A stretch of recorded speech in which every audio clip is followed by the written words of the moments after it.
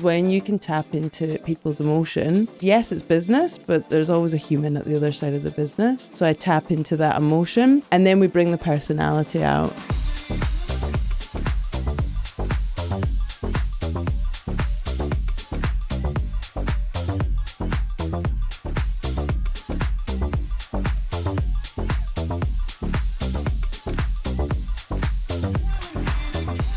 Welcome back to another episode of our podcast, Relentless Life on Your Terms. Join with me is Aleyx Ward. Thanks for joining me, Aleyx. Thanks for having me, Chris. Now, it's quite interesting. I was on your podcast, which we're going to talk a little bit about Core Story. Tell us a bit about Aleyx and tell us a bit about Core Story. Yeah, so my name's Aleyx. I'm from Scotland originally, but most Australians think I'm Irish. I've been over here for 10 years and I run a business called Core Story. And essentially what Core Story does is it works with businesses to really understand what the business does, who they serve, and how they can connect with their audience in a way that they'll be remembered.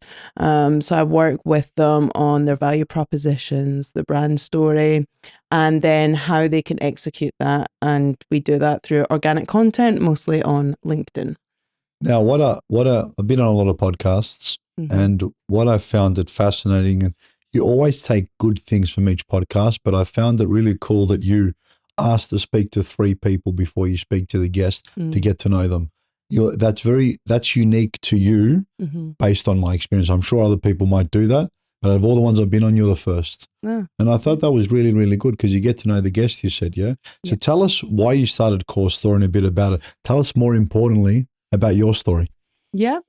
So I'll start with the Core Story first. So I started Core Story off the back of being made redundant. So my background's marketing and brand, and I've worked across industries for 16 odd years.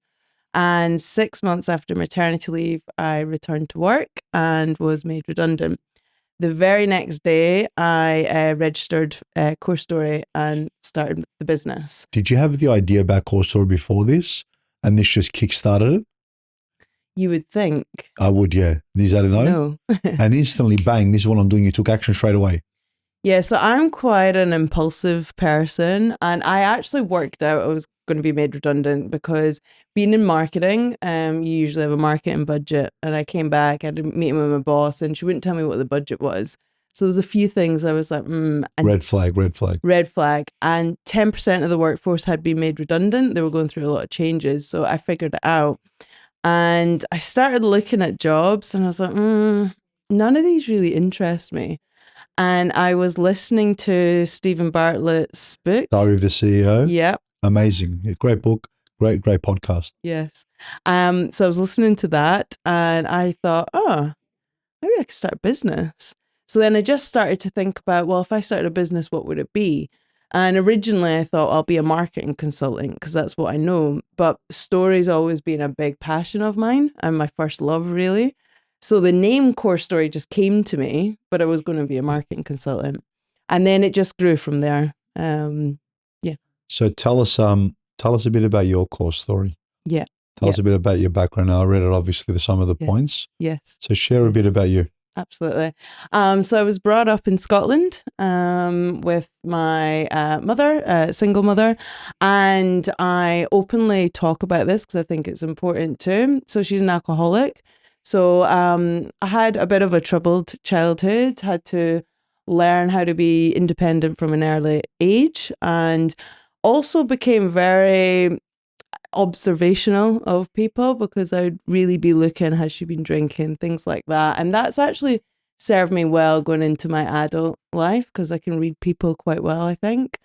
But my childhood was tough, but then I would have breaks. I would go to my dad's down in England and he lived with his best friend. So they were 2 bachelors and it was a fun household. We had a lot of free range. And then I went to uni in Aberdeen when I was 17. And you studied? Studied journalism. Because you did that for years already, yeah? I always wanted to be a journalist. So I studied for 4 years. Always wanted to be a journalist growing up. I just wanted to find out people's stories, bring them to life. But in my third year, I was doing investigative journalism. And the teacher who was teaching us, she used to be a reporter for 20 years. And I couldn't understand why she was now teaching us, because she had done this dream job I'd wanted to do. And I said to her, why are you teaching us now? And she told me that when she was at the newspaper, her editor said, you need to go and get this story. And a young girl had been murdered, and she was told she had to go to the parents, knock on the door and get the story. And she said for whatever reason, she just couldn't do it anymore. And when she told me that, I thought, oh, I wouldn't be able to do that. And it was then I realized journalism probably isn't the best career for me. What a tough thing to be asked. Yeah. And I thought, if I were asked that, could I do that? And the answer was no. I wouldn't want to invade on people's privacy. And for the story, everything's about the story. Yeah. So that's why I kind of moved into marketing instead, because you're still telling stories, but it's more customer stories, business stories. And stories sell, yeah. So when it comes to marketing, you want people to understand who that person behind the product is, the authenticity, because people buy people. Yes. And people buy stories. Yes, exactly. Yep. So you basically got your love of journalism, storytelling from marketing, and you created your business. Yes. Yeah. So the core aspect of the business is a marketing business in essence. Yes. And you bring out people's stories. Absolutely. So they can be authentic, so they can sell. Yeah. Tell us some of the clients that you're serving. What sort of business owners do you serve? So mostly professional services. So I've worked with a couple of law firms, mortgage brokers. I'm working with a wealth management fund and financial advisors. So tend to be more in the professional services. I've worked with accountants as well. The reason being, there's many of them and they all sound similar. So I work with them to help them bring their personality out. How do you get them to stand out? With personality. So we look at, first of all, the one thing that I do that not all marketers will do is I will speak to their customers. I will speak to their ideal clients. I will interview them, and I will I will find out where their challenges are, but what's the emotion that's tied to that challenge? Because when you can tap into people's emotion, because yes, it's business, but there's always a human at the other side of the business. So I tap into that emotion, and then we bring the personality out. So for example, one of my clients is a law firm, and she sells into the engineering space. So she only works with engineering and construction, but she's got such an amazing personality, and we just bring that wit into the content. So you would think lawyers, that would be really boring, but actually our content's really fun. But most importantly, it aligns with the end customer. Because when they see that the person, you're making them a human, people attract to that. Yes. Yeah, absolutely. Yeah, yeah. So your thing going back, tell us some of the people that you've had on your podcast and tell me why you came up with the idea of calling people beforehand. Was it something that you saw? Was it an idea that you had? You wanted to get a different perspective? What was the reasoning behind that? Yeah, so the reason I call people beforehand is because I think it's probably my journalism background.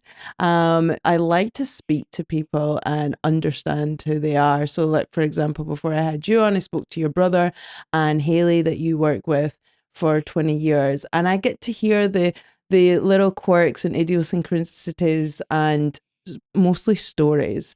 So I will ask them to tell me stories about that person. So I can then prompt them on the podcast, because I believe if you tell a story, it's going to entertain people and they're going to connect with them. The reason I came up with the podcast was actually from my speaking. So I'm a public speaker as well. And I was at a speaking boot camp, and I came up with the title Naked at the Top originally to speak to leaders and CEOs.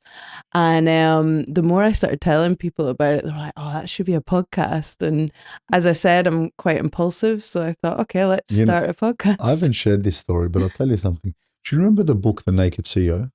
There was a book. Oh, no. And there was if you Google it, will come up. And there was a particular time where there was the tram going up and down Circle the Road with advertising the book Naked CEO. Now, back in my old office, so we've been in this office for 10 years at 499, it's now apartments. Yeah. It was stinking hot and the air conditioner wasn't working. So back in the day, my ex-brother-in-law was my AA, and I'm telling you, it was so hot. Yeah.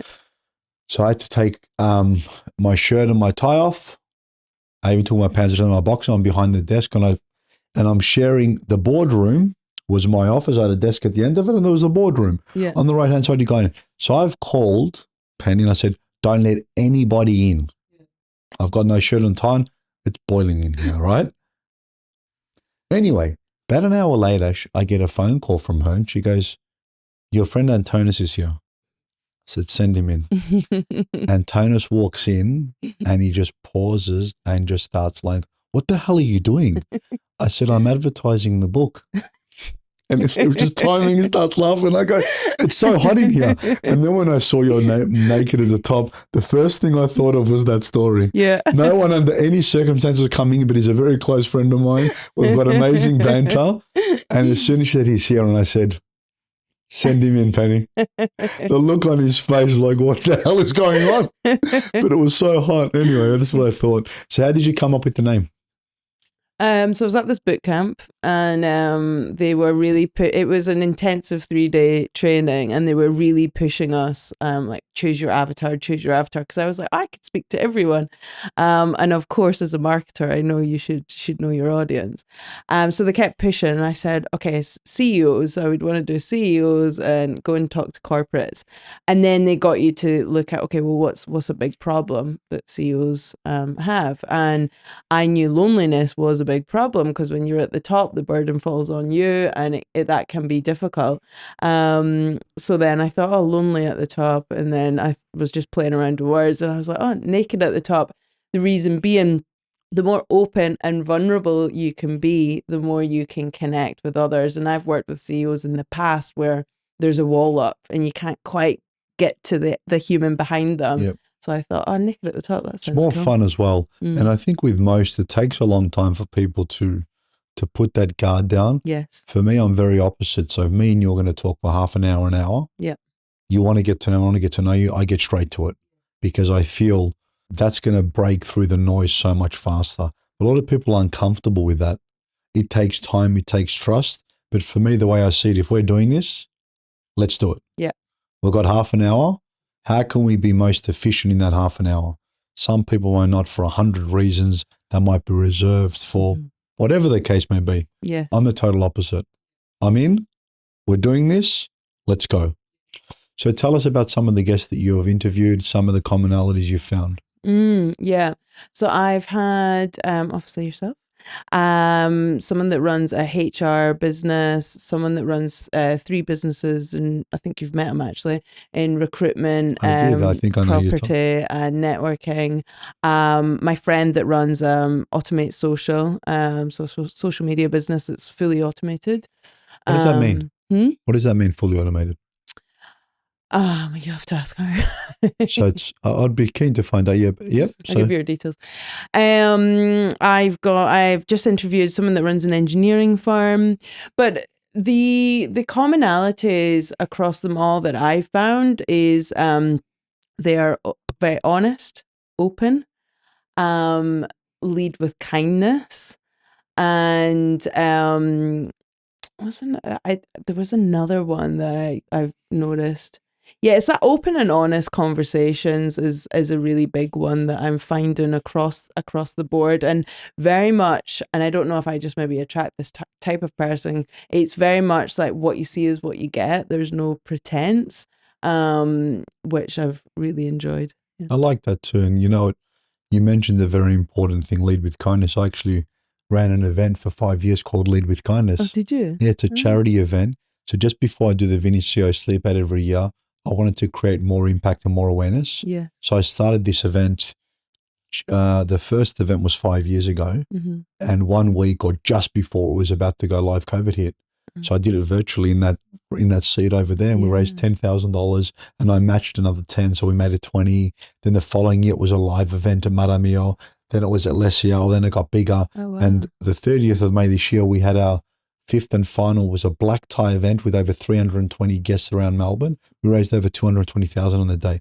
And that was all a vision. So after our 4th event, we always sit down after our event and we say, what did we do well? What could we do better? And it was one of my team's suggestions. It wasn't mine. Let's do a black tie event. Okay, you know what? Let's do it. Mm. So the idea was born after our fourth one, and we just did an epic event. It was amazing.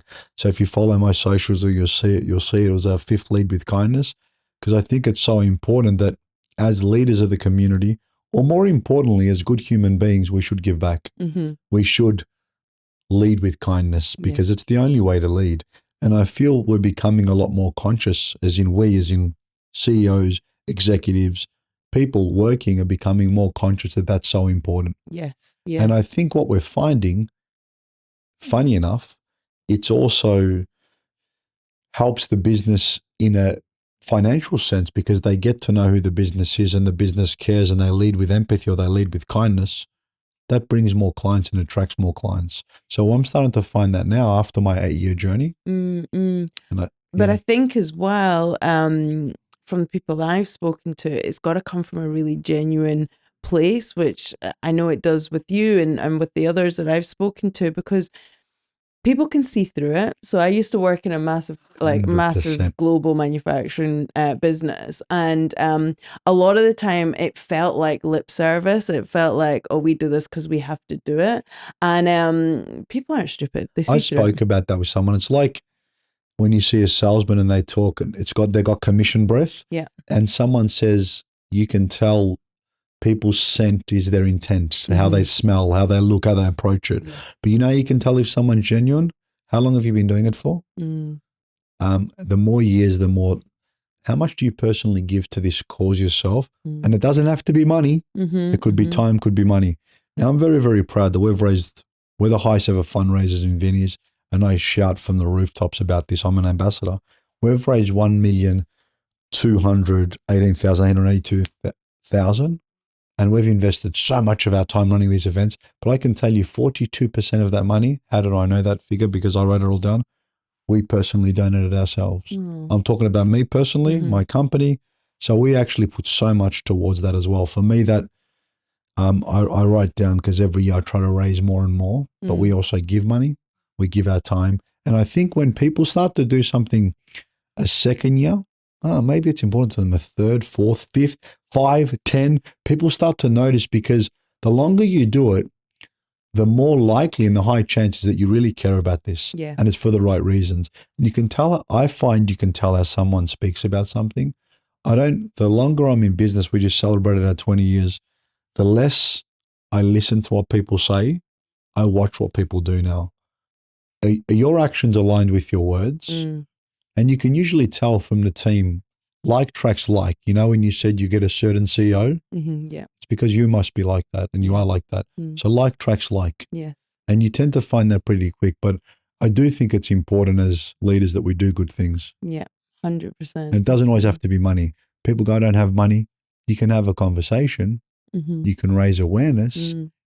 Now, when I work at Vinny's, sometimes to do the soup van so I can get a better understanding, I see people that have been doing it for 5, 10 years, retired people, young people. They're dedicating their time. And when I went there, I'm interviewing people because I want to know. I'm curious.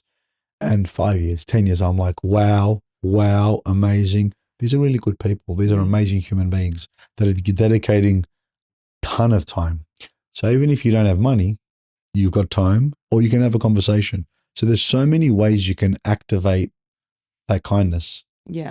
Yeah, and the CEO of the engineering company that I interviewed yesterday, he's actually on the board of a homeless charity up in Sydney, and I actually mentioned you on the podcast because obviously we talked about it on our podcast, and I said to him, and it doesn't even need to be you donate money. It's giving homeless people a smile or having a chat to them on the street. The amount of people that just walk past and don't even look at them, and he said, you know what, you've made me feel guilty because although I'm on the board, sometimes I do that. I'll rush past. He was like, I'm gonna smile on the way home from work today. And I think that's important as well. It's a ripple effect, it's every small action can have a ripple effect. And all it is giving someone that smile to show there's a little bit of hope. Yeah.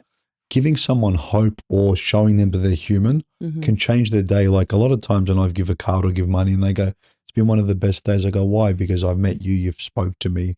I've got a job starting next week. It's just that little something. And it also, I guess the core fundamental is If you were sitting on the street, wouldn't you want someone to smile at you? Mm. Can you imagine them walking past that you don't exist? So I did an experiment. I don't know if I shared this with you. So during COVID, they asked us to sleep in our car, our couch or our backyard, because a lot of people that are experiencing homelessness sleep here. So because we couldn't run a live event, they asked us to do that and raise money. Mm-hmm. And I thought, you know what? I want to do more than that. So I grabbed a backpack, my tracksuit, and I left the house and I said, I'm going to sleep out for 2 days with no money and I'm going to just see what it's like. Yeah, so I did it for 2 nights. First night with my ex-wife, second night on my own. The following year during COVID, I did it for 1 night again. And then I came back to this office and I did a podcast directly. They haven't been home or showered yet with Andrew McKenzie. So if you look at the episode of Andrew McKenzie, I was out for 2 days. And I was asking people for money. I was sitting in front of a donut shop because I wanted a donut in the city. People walking past, they're not even looking at me. Now, I'm not saying for 1 second I was homeless. I had an end date and I was going home in 2 days. Yeah. But just the way I felt in that period of time was like, wow, I don't even exist. Now imagine that's your reality for a week, a month, a year, years. And that's how people go through. It's easy to walk past and go, oh, why aren't you working or why are you sleeping? Now, what I found is the reason they don't sleep at night is because it's the highest likelihood of them getting robbed. That's why their runners are in their sleeping bag. That's when they get robbed, they get beat up.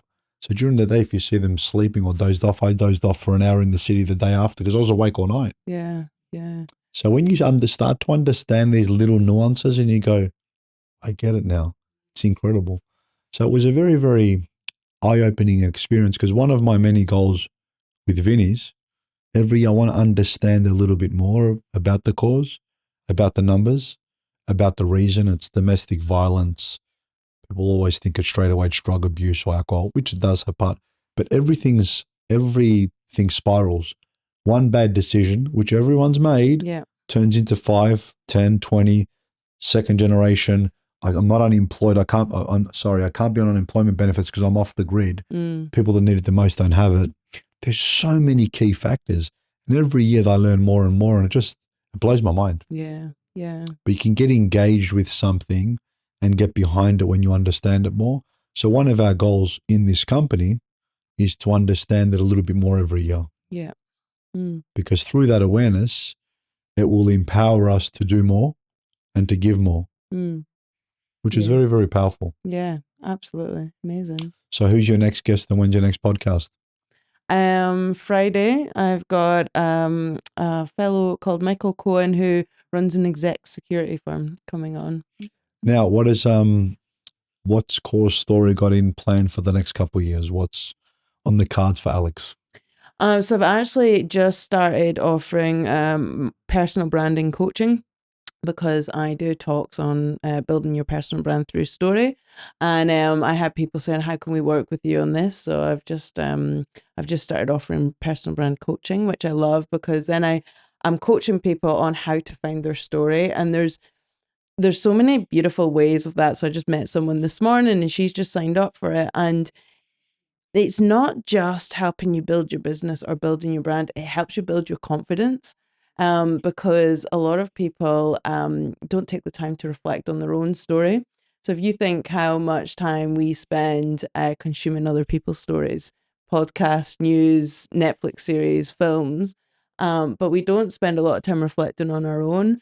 And when you work with people and you uncover their story and their experience, it actually builds up their confidence. Because they say, when I had end of the year, we closed for 3 weeks and I wanted to write a book, so I ended up writing 2. I had someone ghostwrite me. And when I was reliving my experience in Cyprus, I lived there from 9 to 16. I understood how formative those years were, but it was upon reflection, furthering on to your point, I really understood how impactful those years were, those friendships were. But if I never took that time to write that book or that memoir, I never would have had that. Yeah. And then when you start to look at things different, and when you share your story a few times, you start to remember things that happened and you start to piece the puzzle. Yeah. It's always easy to join the dots going backwards. Yeah. But unless you take time to look at the picture, you'll never do that. And I think that's very, very good advice, but a good summary that you should reflect on your story. You should reflect on a lot of things because you can see what you did good. So I recently, in March this year celebrated 20 years in business, and I sat down and I reflected, what did we do really well? What could we have done different? And how are we going to go into the next 20 years become better, faster, more efficient? Yeah. What can I stop doing? Because what you stop doing will allow headspace, will allow time, will allow you to focus on other things. And in business, I think what you don't do is equally as important as what you do, because it allows you space and time to redeploy energy, to redeploy capital, and to rally towards your vision and mission. I think that's very important. Upon reflection of my personal journey as a kid, getting my first job in Cyprus, selling scratch chickens and all those things, I thought that was so for my sales career started then. Everything started, and you can see the point. You go, wow, I understand how that impacted that and that impacted that. Yes, yeah. So it's very good advice. But it's also looking at your experience as well, because a few people that I've worked with are very experienced and know what they're doing, but they're so maybe like so humble or don't want to share that. Sometimes it takes someone else uncovering it with them. And you know, I worked with this mortgage broker, and I worked with him over a few months, and seeing him last week pitch his business, and he had 3 other mortgage brokers there, and seeing how he differentiated himself. And he was so much more, because he's very experienced and he was really confident, but it's because we'd pulled on certain threads of his story. You brought that out in him. See, that is incredible, because you can see that journey. But it's like you said, when you see it and you rehearse it and you say it, and more importantly, it's true, you can say it with conviction. You can be authentic. Yes. So I think that's the most important part. The easiest thing to remember is the truth. Yes, exactly. Package it up in a great way, in a fun way, yes, in a likable way that's true to yourself. You might be funny. You might have big conviction what you say. Whatever your traits are, bring your story out like that. People resonate with it. Yeah, exactly. It's not about, that's what I said to the lady this morning. She's a lawyer, family law, and she's got a great story. And she said, oh, but I'm not that confident. And I was like, that's okay. We'll work on that. It's not about personal branding. It's not about being, building a fake persona, which I think so many people think is accentuating, your traits, your quirks, and who you are. But it's being real. It's not 100%. It's not about being fake. And I always say to my kids and to a lot of people, be yourself. No one does it better. Yes. Because that's the truth. Now, thank you very much for being on the podcast. Are you ready for your quick 5 questions, Aleyx? I'm ready. Now, fiction or non-fiction? Non-fiction now. Morning person or night owl? Morning. Are you a call or a video chat? Video. I like to see people's face. Solo travel or group travel? Solo.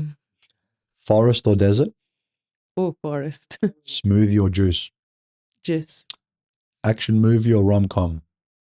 Neither. Ebook or paperback? Paperback. Drive or take public transport? Drive. Cook at home or dine out?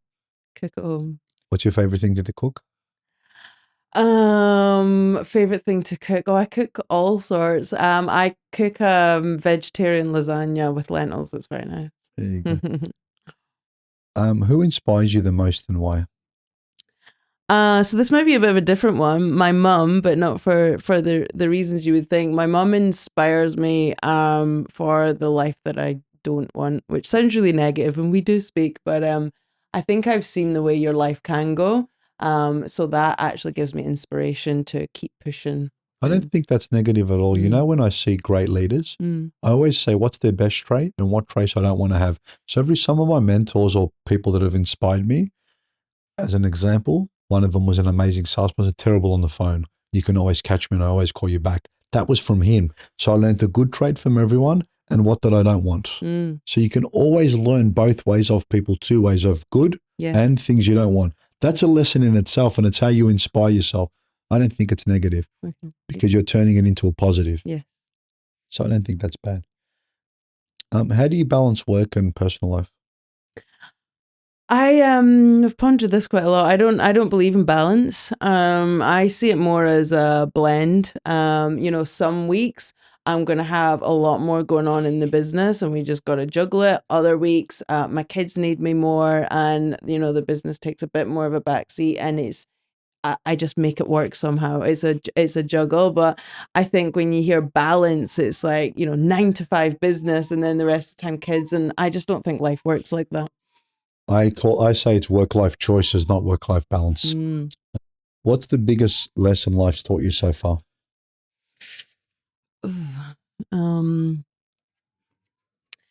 That you can get knocked down hard, and you can get up again and make it even better. Now, for the most important question, on a scale of 1 to 10, Aleyx, how much have you enjoyed being on our podcast? 10, of course. It's been great. I've enjoyed it. Now, remember, if you want to see more Relentless, like, share, and subscribe. Until next time, thank you.